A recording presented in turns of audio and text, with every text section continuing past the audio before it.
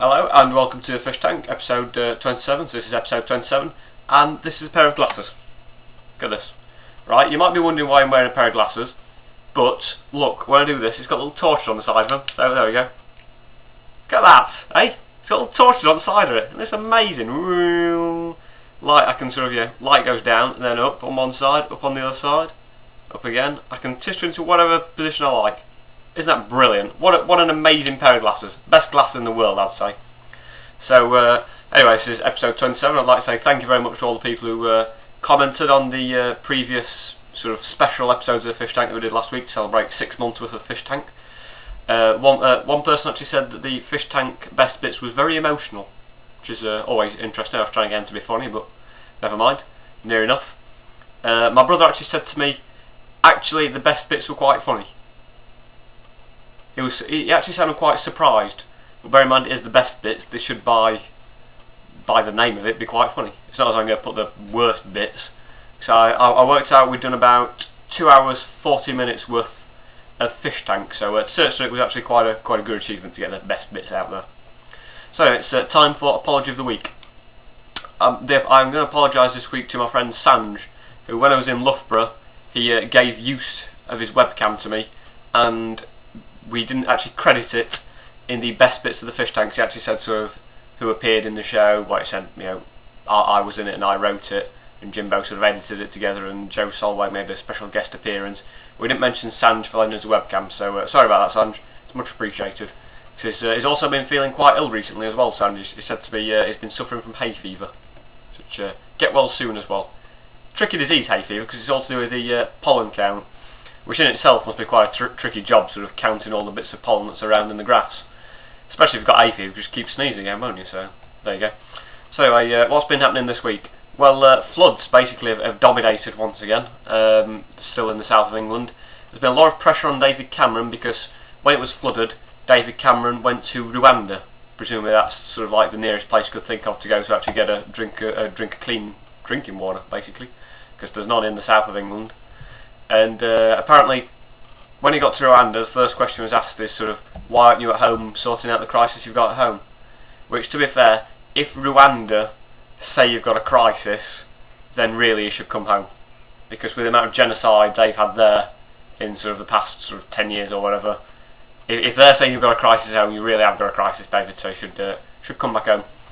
It's also a global warming though, isn't it? Let's face it, and David Cameron does do his bit for it, because he cycles into work every day. And yeah, that's to sort of like reduce the amount of carbon that gets released into the atmosphere. So he takes a car off the road to cycle into work, except he doesn't, because there's a man in the car behind him driving in with his suit and his shoes. So he doesn't actually save any carbon at all, which makes him look good. So there have been many floods in the past actually. There's and they can do quite a bit of good, because there was a flood that separated us from France. So that's obviously quite a good flood. And on the subject of France and cycling, I suppose it'd be a bit silly not to mention the Tour de France, which has been marred by cheating this year. A lot of cheating actually, because I was watching the race, and apparently it's actually meant to be a triathlon. So you meant to actually do a bit of running and swimming as well, but they just do cycling instead. And I'm not being funny or anything, but there's loads of people going along with pedal bikes, but at the front there's always cars and motorcycles. They're cheating, surely. I mean, that's not on. I think the cheating this year is probably magnified because there's an actual genuine star, like Lance Armstrong previously been a star within the Tour de France. I mean, one of the few people who actually truly inspires people. And he's a great athlete, Lance Armstrong, and unfortunately he's retired from his sport. So, there you go.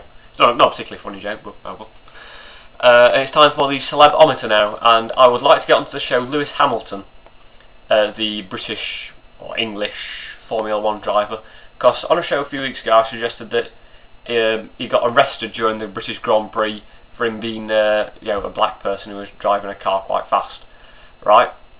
And I said that, and seriously speaking, he was actually arrested. So his car was actually pulled over when he was driving along through Surrey quite recently, apparently, and taken to one side for a routine check to check his insurance and tax.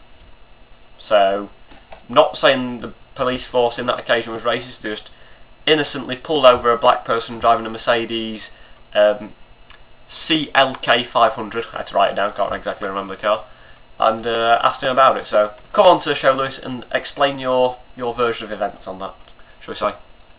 Right, it's time for headline of the week this week, and some people might have noticed that I used the same headline twice last week, so sorry about that.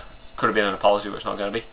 This week's headline hasn't been used before because it's one from this month, and it's a press release from the London Mayor's office which says, Assembly calls on Mayor for more rubbish advice.